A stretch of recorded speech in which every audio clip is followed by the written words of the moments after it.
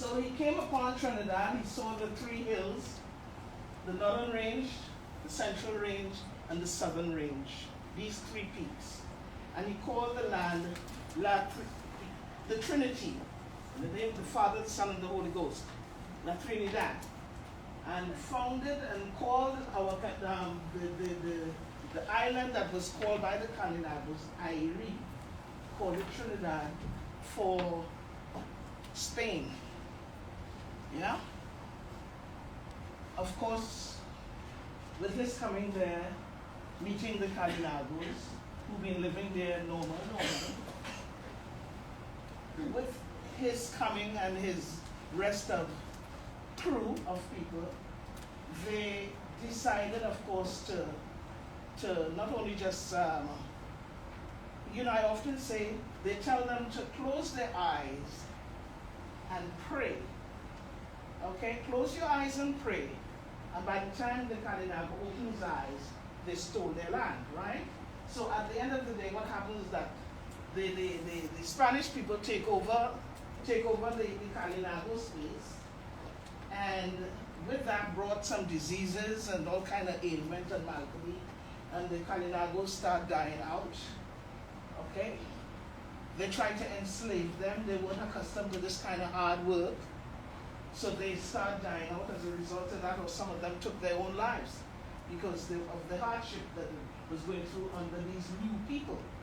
And a priest by the name of Bartolomeu Las Casas came up with a brilliant idea that since the Calinagos are not cutting it, in other words, they're not fit enough to be these enslaved bodies, Las Casas, a Spanish priest, decide, let's look towards Africa for labor to this new space. The Africans, of course, came to Trinidad as laborers for sugarcane plantation. Yeah? But while the Spanish, as I said, colonized the space, the Spanish people weren't really interested in peopling the land. So they sent something called, they put out an edict called the Población, what's it called? A Cédula de la Población, right? Inviting anybody that are Catholics. Once you're Catholic, come to help to live in this new land. And of course, the French people, French Catholics, they all came in multitude, their numbers, to live in this new space called Trinidad. So it was a confused place because here was a space that is colonized and governed by Spanish people, and Spanish seems to be would have been the language of the government, but it is peopled by a French people. And the French brought their joie de vivre for life to the space called Trinidad. And the French people, of course, took over the space in such a way. Trinidad is now, the first language is now really French. And with the Africans influencing it, they, with their spin on the French, came what we call patois, French patois, or French Creole. So Trinidad is populated by French people, French-speaking space, with a Spanish government. And after a while, the Spanish, not really interested in Trinidad, they had bigger fish to fry in places like Puerto Rico and San Domingo and so on. They left the place, let the French take it over, let the French. But the English eventually, came in and took over the space, and it's now, an English space. So Trinidad, it is confused at what I call a colonized body of confusion, governed now by English, where everybody's speaking French, the entire country is French. And the English is now the government. So what happens is that the English decides after a while that it is important. It is very important that you speak English if you want upward mobility. Yeah? Then by the time the enslaved bodies, that was the system that was driving the economy. By the time they were emancipated in 1834, August 1st, 1834, the Africans, post-emancipated Africans, decide, well, you know what, they're now free, they take to the streets, they're not interested in working the land anymore. So what happens is that the English decides to bring in indentured workers from India, China, and the Portuguese colonies of the Azores, mainly Madeira. So now Trinidad consists of French-speaking persons, then you have the East Indians, then you have the Chinese, then you have the Portuguese people, and then, you know, during the post-World War I, you had refugees coming in from Syria and Lebanon. So you have the Syrian Lebanese. And that make up Trinidad, especially Trinidad, not so much Tobago, what consists of the Trinidadian body. That is the body I come from. That is the body that inspire the work I do as an artist. You know, nowadays we talk about cultural appropriation. It is something that I don't really prescribe to, and I'll tell you why. As I said, you realize the space I come from. English, French, Spanish, Portuguese, Indian, Chinese, Syrian, Lebanese. All these cultures are running through the space that I come from. And that space I come from, we eat from each other's spot. There's no such thing that, you know, you're Syrian, Lebanese, and you must stay in that corner, and you're Indian, and you stay in that corner. No. All our cultures intermingle. And I, as an artist, take from these cultures to create the art that I need. All right? I grew up in a place where carnival culture, carnival. You ever heard of the Trinidad Carnival? You ever heard? You know Caribana, right? Nobody? Yeah. Toronto Carnival. Of course, of course. Okay. Toronto Carnival, Caribana, it is inspired by Trinidad Carnival. Okay? I come from Trinidad Carnival culture where I was privy to the history and civilizations of the world through carnival. I know about Egypt, I knew about Chinese civilization, I knew of African civilization, the works through carnival. There was no such thing as cultural appropriation. Okay? When we took to the streets and celebrated, in those days they called them Red Indian, okay? There's a traditional mass in Trinidad called Red Indian Mass. When we take to the streets and parade and perform the Red Indian Mass parade, it's not, you know, it's not cultural appropriation for us. It is us paying homage to our Kalinago peoples, our own First Nations peoples. Those that came from Venezuela we call the Warahoons or the Waros. You know, we saw them coming to our country and they were basically coming as traders. And when they came, they found that they was always so very rowdy and loud, but yet their garb, their garments were so colorful and beautiful. And we, and the post-emancipated African, what they did is when carnival comes around, they imitated the Warahoon Indian from Venezuela, you know, creating the same costume and doing the same, you know, the same language because it was a narrative mass. All right? That was not considered for us cultural appropriation. When I create and do the work that I do, in Trinidad, we consist of Hindu, Muslims, and Christians. Okay? I could take motifs from out of my Hindu brethren and put that in the art I create. Nobody in my country considered that cultural appropriation. All right? It is imperative of me to use the different arts and culture of my land to inspire the work I do as an artist. This is Carnival Medea, played by directed, based on Euripides' Medea, using the carnival traditions as a motif to help in telling the story. And this part is from the play by Federico Garcia Lorca, House of Bernarda Alba, that was done here earlier this year with Modern Times Theatre. And I chose to use these as examples because as an actor, I use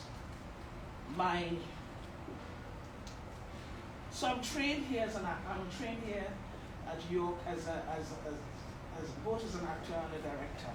Yeah? But I bring myself into the work I do. Okay? So that the way in which I present as an actor, I could only present myself. I could only present my Trinidadian self. My Trinidadian self consists of all these various colonized bodies I talked about. All right? So in one of my performances, I may just pull an image that is straight out of an African art form, or it could be straight out of an art form coming from the Hindus, okay, or it could be straight out of an art form coming out from those who are Muslims, because we have in Trinidad was a big Muslim festival that is called Hussein, right?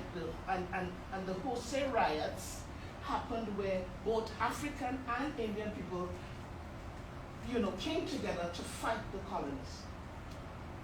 All right, because the masters wanted the Muslims to not play their drums and parade the streets as they celebrated a festival called Hussein, which is about the death of Hussein and Hassan.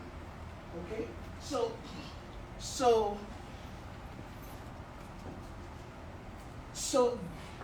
in essence, who I am and where I come from inform the way in which I create works of art. Is that clear to you? Yeah. I could do no less if I try to do anything any other way than I'm a charlatan. Yeah. Now in 2008, I do believe it was, I had what is called a contentious issue and a fallout. The contentious issue has to do with the fact that I was doing a performance called Frankly Speaking, because I do stand-up comedy.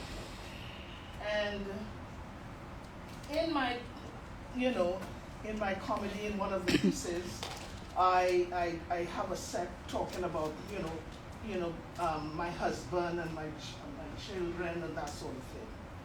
And as a queer woman, it was seen to others as dishonest. Why would I be telling stories around making myself look like I am a straight woman who have a husband and have children? Why would I do that? Oh Lord. And at these performances, frankly speaking, which was a show that I did together with a Jamaican comic named Blacker Ellis. And we had a good thing going, in Toronto with these performances. We do it every 2-3 months. And I had a couple of in those days, we didn't say the word queer so much. I was very happy to see my lesbian friends came out, okay? So my lesbian friends were all in their numbers coming to see the show. And 2 of them approached me and said to me, again, in those days, it didn't have something called the call-out culture. You're checking the time when I started, so I don't want to, call-out culture. It didn't have, that was not part of the narrative, but in essence, it was a kind of call-out culture. When they approached me and said, Rhoma, what's up with this, husband and children thing? Why doing that? And I was amazed. I was pissed off, right? Because all the years I've been performing, I've always performed in a heteronormative space, all right? And I didn't feel that it was important for me to bring my sexual orientation into the work that I was doing. To me, I didn't see the need. I didn't see why. And I was royally pissed off. You wouldn't want to know how much I cuss in the head. And Christopher, how Trini, and so on, so, and I went off in my head. And what happened is that when I had the show again, the lesbians weren't out. They didn't come out. So that was the fallout I talk about. So they stopped coming to my shows. And I was like, continue to cuss again, I'm like, F off, because we are a minority. The heads are the majority, all right? And I am catering for them. In my ignorance and arrogance, that is how I looked at it, okay? You don't want to come to my show because you feel that I must put out there that I am a lesbian and I must reflect that in my work. To hell with you. And I continue to work in that heteronormative medium for years, not feeling the need. Why? Why is my sexual orientation, what does it have to do with the price of cocoa? Why do I have to reflect that in the work that I do? And I keep asking myself that question, and I came up with a no, it's not important. And then the pandemic hits. Pandemic hits in March 2020. And it passed already. Wow. Yeah, it passed already. Whoa. Okay. Yeah. Yeah, the pandemic hits in 2020. And what happens is that for some reason I saw the need to re-image and reimagine myself as an artist in this space. A call came out by a theatre company called Expect Theatre, asking artists to submit to the theatre company to be one of the artists for a project called COVID Confessions, where the public were told to either call in, text, or send an email about how they are coping with COVID. It's called the COVID Confessions. And they had like 1 minute to give their confession via the voicemail, or how much words on text, how much words on email. And these confessions were then sent to the artist to create any work of art that you so desire. It could be a dance, it could be a song, it could be a drama, a film, poem, whatever. I chose to tell a story, a monologue. I chose the monologue version to tell my story. So you were sent 34 confessions, some of that are voicemails that you listen to, some is text, some are emails. And I go through all of these and I chose 9. And from that 9, I created this monologue called Quarantine. It's the first time, after years of working in that heteronormative medium, the first time ever, I was writing queer content. I don't know what moved me to it. I often look back at it and I personally think maybe it's a divine intervention. And later on you'll understand why I say it was a divine intervention. that allowed me to, for the first time ever, to write queer content. So I wrote Quarantine, submitted it, and then another call came from another company called Aluna Theatre, looking for artists in residence. For you to, again, you could choose to write a play, a film, whatever you choose. So I was given a residency to write a play, and again, for the first time, again, something inside of me moving me that the story that I'm going to tell, it has queer content in it.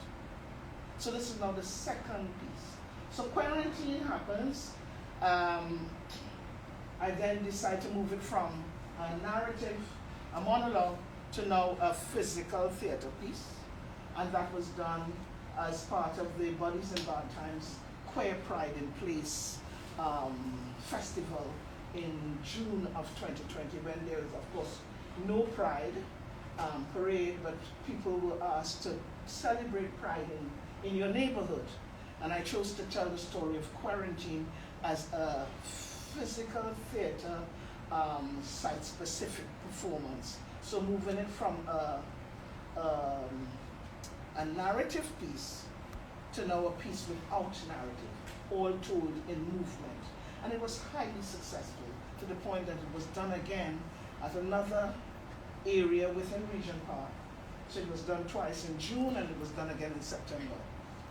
And then I did Dance Macabre, which again, telling a story that had to do with an artist, a mask designer, who is queer because she also had a husband and was in a relation and is in a relationship with another young lady within the mask camp, where they are creating this costume called Dance Macabre for the carnival. So this is now, I'm now starting to get comfortable writing queer content. And by doing so, okay, I have to wait for it to, now we'll go to the next. Okay. By doing so, I started to have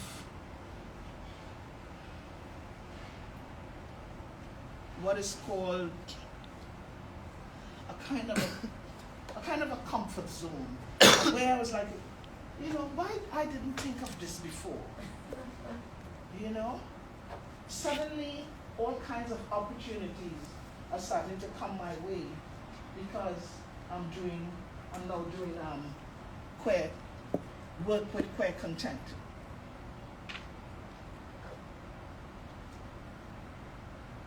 Yeah. And I felt for the first time what I call the fullness thereof. The fullness thereof.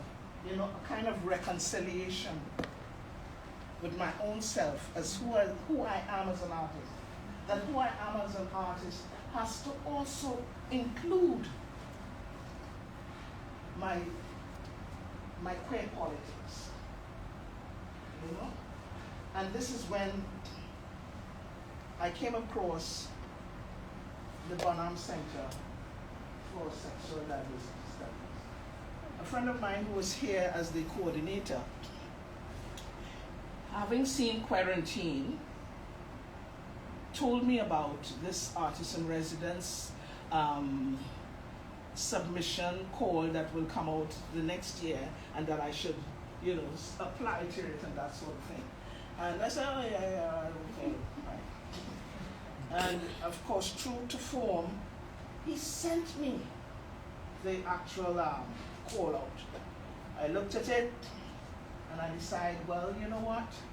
I will consider it, because I'm now starting to feel, yes, I am indeed a queer artist from Trinidad and Tobago practicing in this here Toronto.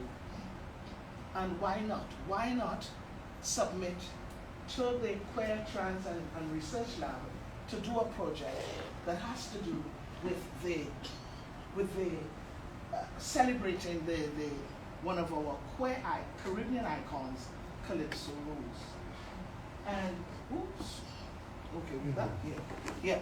Queer icon Calypso Rose. And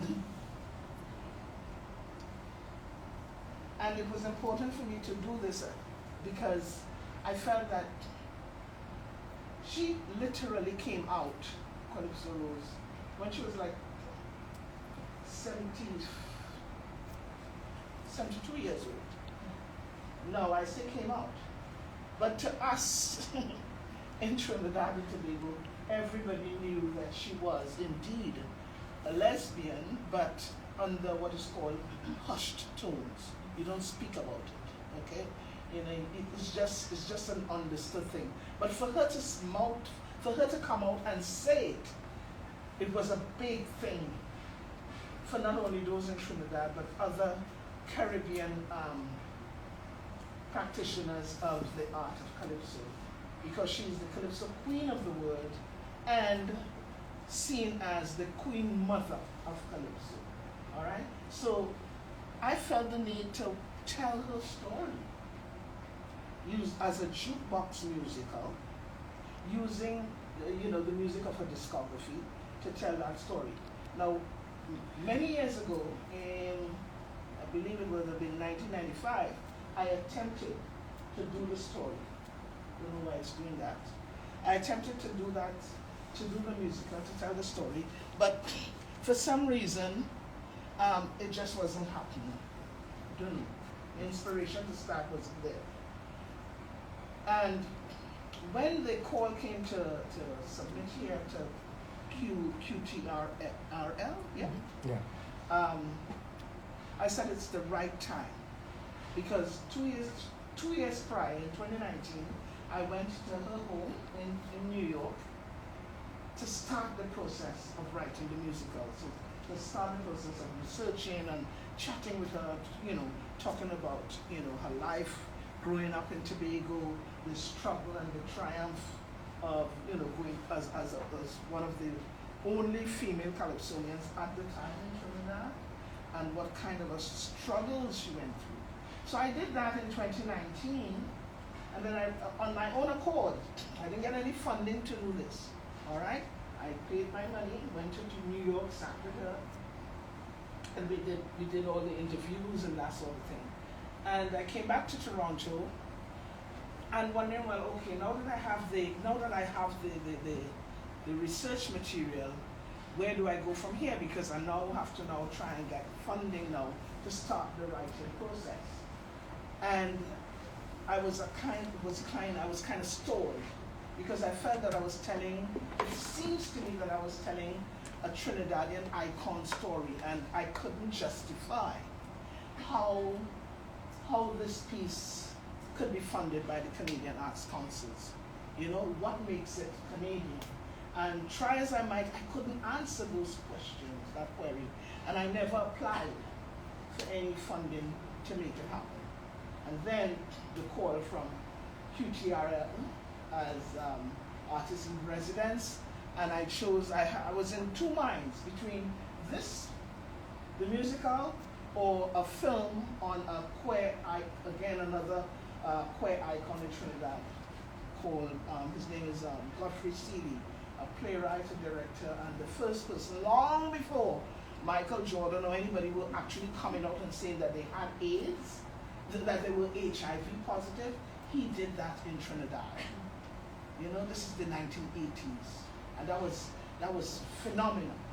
So I wanted to tell his story in film, because he's seen as our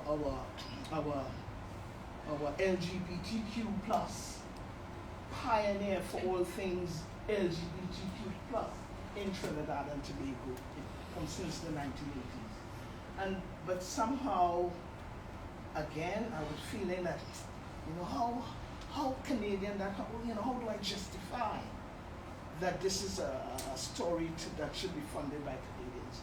So I threw that out, and I decided I'm going with Calypso Rose. And I decided to go with Calypso Rose, and here I am at the Queer Trans and Research Lab today, where I will be presenting and doing Calypso the Queen of the Road, the Calypso Rose musical,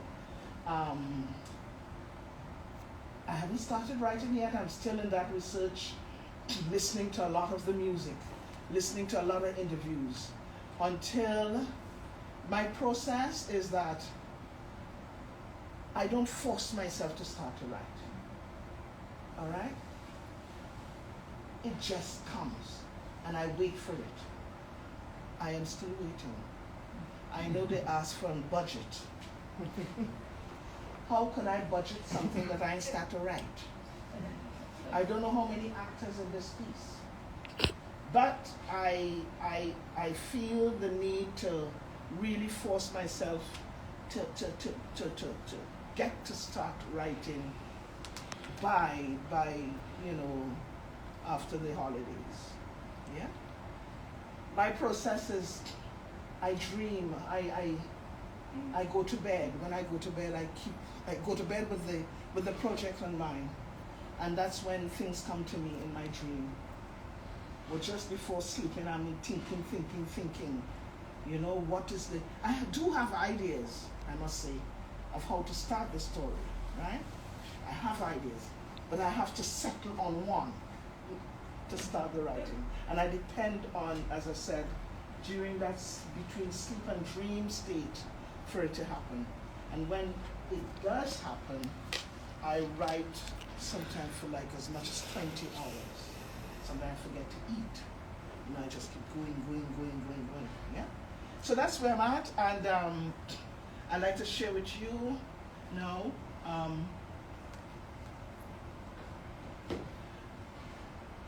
music from Calypso Rose. Anybody know Angelique Kidjo? Mm-hmm. Ever heard of Angelique Kidjo? All your files are right there waiting for you. They have apps for You can move your chair around if you want. This is a collaboration with Angelique Kidjo, which is an international French African artist. That's Calypso Rose. She's now 82 years old.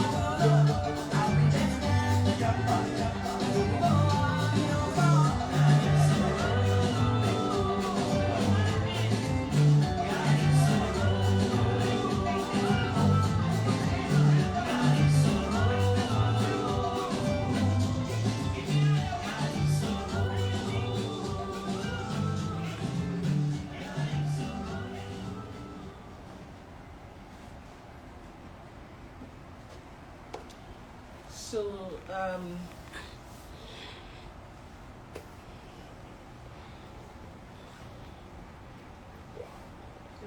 so that brings me to the end of my talk this evening.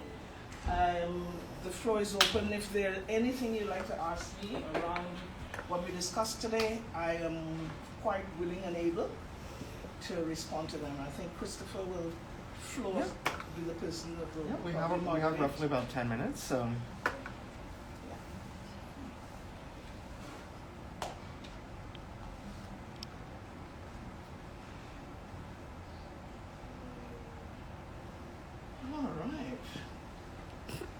Yes, Dana. I have a question. I would love to hear you talk just a little more about the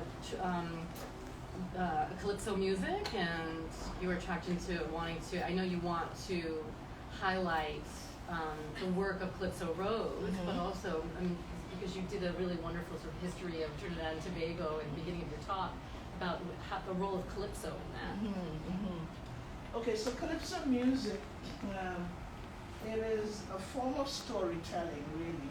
And it has its genesis out of the griot traditions of West Africa. So Calypso was basically brought by the enslaved bodies that came from West Africa to Trinidad space. First Calypsos were all sung in French Creole, lavways. And they were songs that accompanied the stick fighters during the carnival time.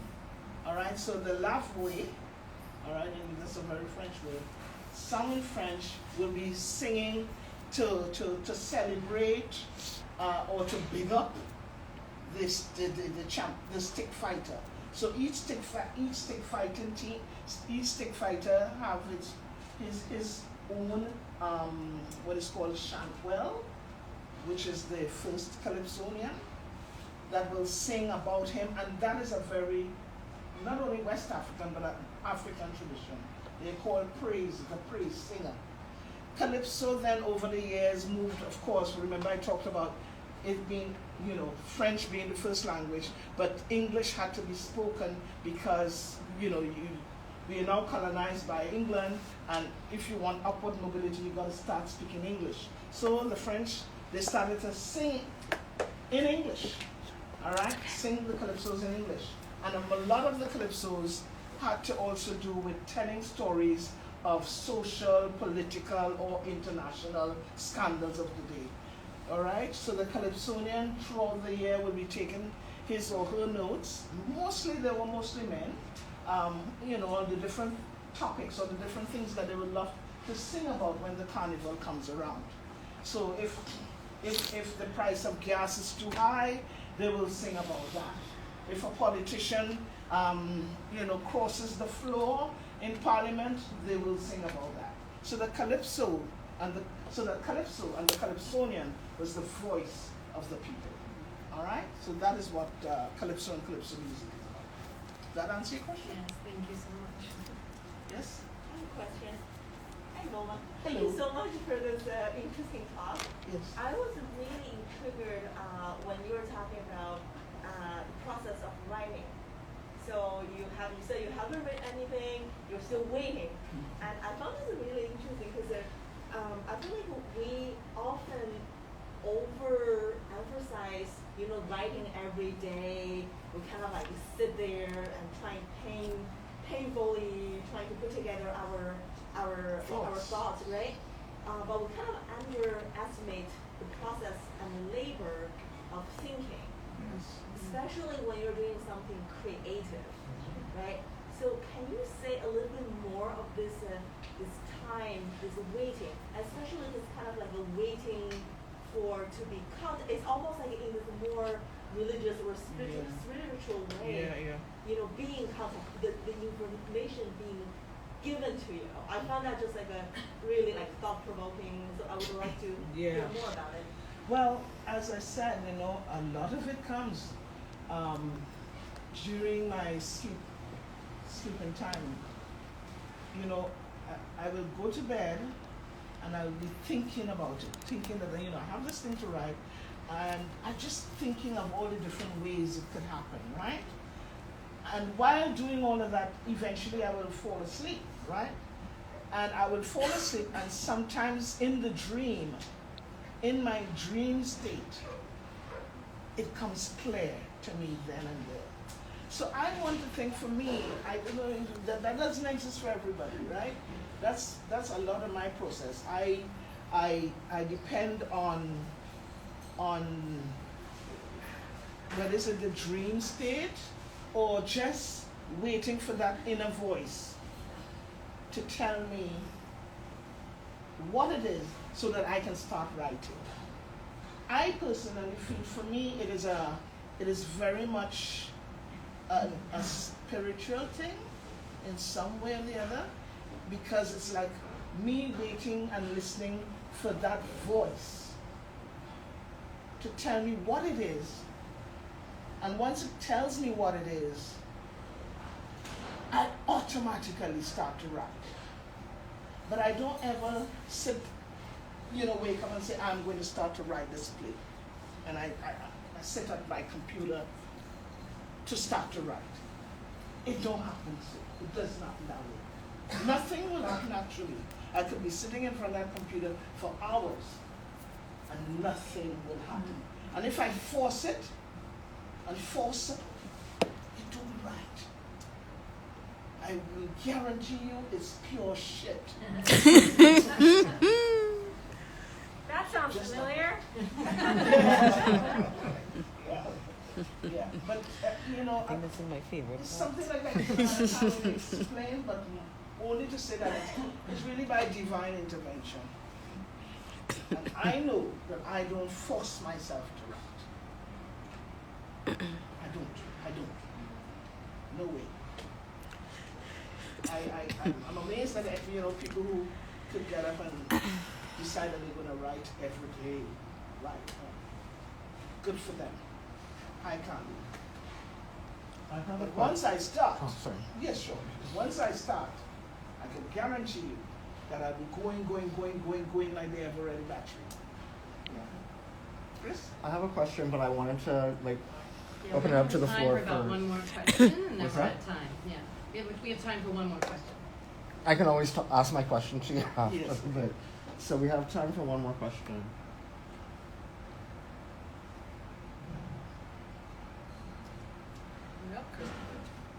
Here. Oh wait, Neil. What did Calypso Rose think about the fact that you will be making a musical about her?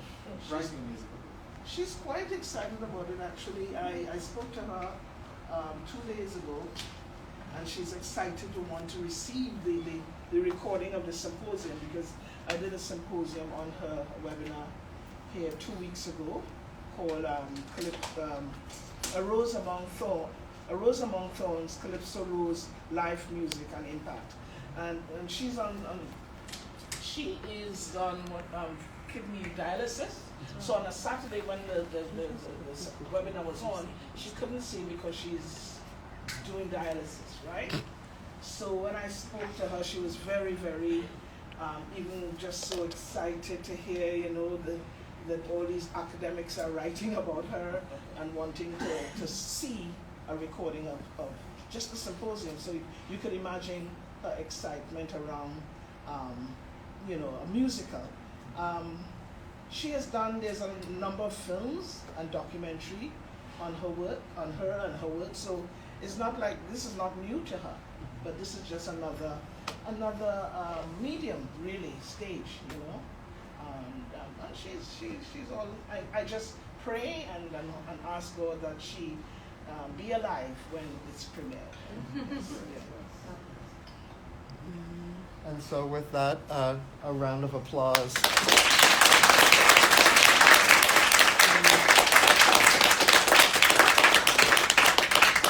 Thank you very much, Rhoma, Thank and you. thanks to everybody for joining us.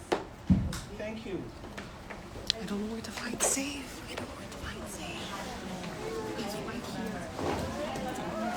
We have to end it first. Do you want to? Yes. End it now.